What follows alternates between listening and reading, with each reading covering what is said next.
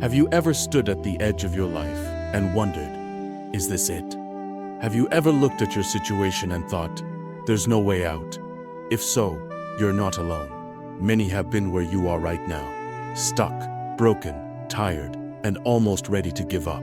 But here's the truth you must hear today. With God, there is no impossibility. None. Zero. Nothing. No mountain too high. No valley too deep. No enemy too strong. No burden too heavy. And no heart too broken. The same God who split the Red Sea can part the sea of your troubles. The same God who raised the dead can raise your dreams back to life. Don't scroll past this. Don't tune out. God brought you here for a reason, and He's about to stir your spirit. You see, the Bible is not just a book of stories. It's a living testimony that proves one truth over and over again. God makes the impossible possible. Luke 1:37 tells us, "For with God, nothing shall be impossible." Those are not empty words. They are fire for your soul. They are fuel for your fight. They are promises straight from heaven to your heart. Maybe you're facing something big today, something painful, something uncertain, and everything inside you wants to break. But God is not intimidated by what scares you. He's not limited by what limits you. He is not weak where you are weak. In fact, He is strong right there, in your weakest place. Think of Abraham. He was 100 years old, and his wife Sarah was barren. No child, no future. But God said, "I will make you a father of many nations." And what happened? Exactly that. God delivered. Why? Because it wasn't about Abraham's age. It was about God's promise. Your situation may seem dead, but God can still deliver. Romans 4:20 says, "Abraham staggered not at the promise of God through unbelief." Don't stagger now. Don't doubt now. If God said He'll do it, He will do it. And if He hasn't said no, then He's not done. Maybe you're standing in front of a closed door, crying, waiting, begging God to move. Let me remind you, closed doors don't scare God. He opens what man cannot. Isaiah 22:22 says, "When He opens a door, no one can shut it. And when He shuts it, no one can open it." God's not just a door opener. He's the key maker, the path creator, the way in the wilderness, and the stream in the desert. You may be looking at an impossible path, but God is the one who walked on water. He can walk into your mess and command peace. Do you remember David? Just a shepherd boy. No armor, no sword. Just 5 stones and a heart full of faith.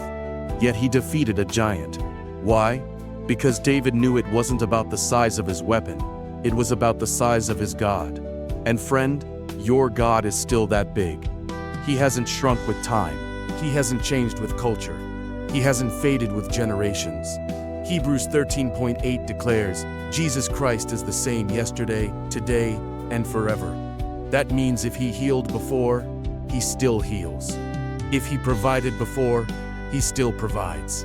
If He rescued before, He still rescues. Your story is not over because you serve a God who never runs out of power. So why do we fear? Why do we doubt? Why do we shrink when life roars? Because we forget. We forget who walks with us in the fire. We forget who calms the storm. We forget who died and rose again, not just to save us, but to empower us. Hear this. The God who holds the stars also holds your hand. Isaiah 41:10 says, "Fear not, for I am with you. Be not dismayed, for I am your God. I will strengthen you. Yes, I will help you. I will uphold you with my righteous right hand." That's not poetry. That's a promise. And when God makes a promise, it stands taller than your fear. You may be drowning in debt, in grief, in heartbreak, in fear, but you will not sink. Why? Because your God walks on water. When Peter stepped out of the boat, he was fine until he looked away from Jesus. That's a message for you. Stop looking at the waves. Stop staring at the storm. Lift your eyes. Set your heart on Jesus. He is your anchor in chaos, your shelter in the storm, your calm in the crisis. I know someone watching this is in pain right now. You've been praying, crying, waiting, and it feels like heaven is silent. But silence is not absence.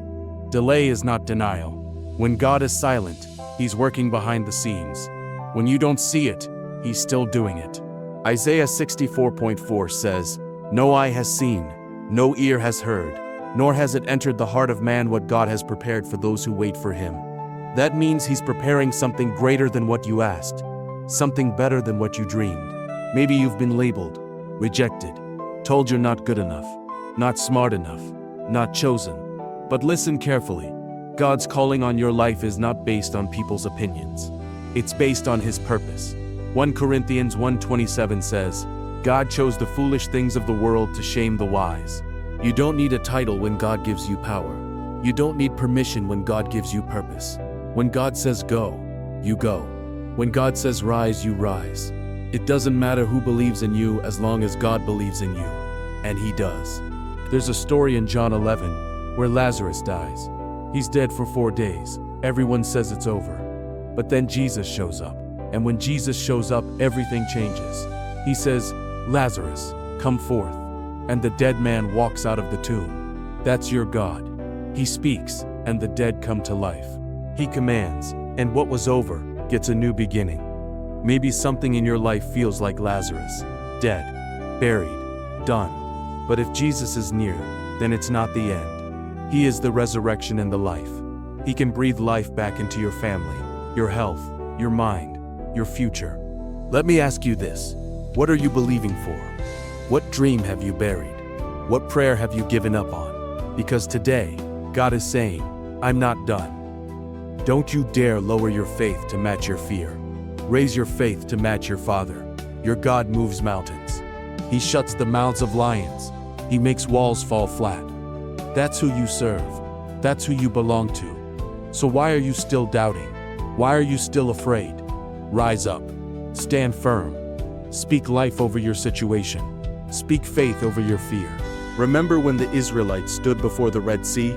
Behind them, Pharaoh's army. In front, impossible water. And they panicked. But God said to Moses, "Why are you crying to me? Tell the people to move forward." That's a word for you. Move forward. Don't stay stuck. Don't live in panic. Don't freeze in fear. Move. Even if all you see is water, move. Because when you move in faith, God moves in power. The Red Sea split wide open. The same will happen for you. Don't look at what you don't have. Look at who you do have. If God is for you, who can be against you? Romans 8:31 says it loud and clear. And verse 32 reminds us that God didn't spare His own Son, but gave Him up for us all. So won't He also graciously give us all things? You are not forgotten. You are not abandoned. You are not left behind.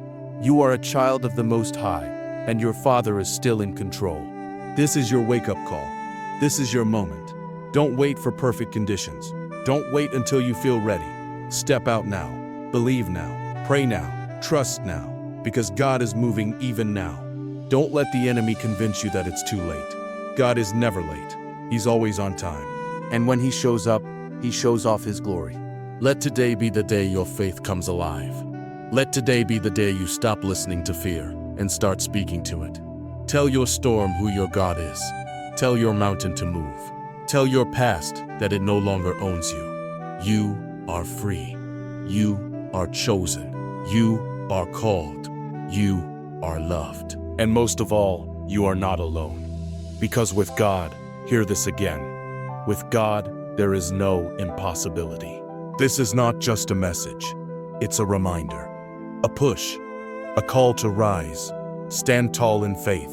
Look your battle in the face and say, my God is bigger. And when you do, when you dare to believe what God has spoken, the impossible becomes possible, because He is still a miracle-working God. He is still the God who makes a way.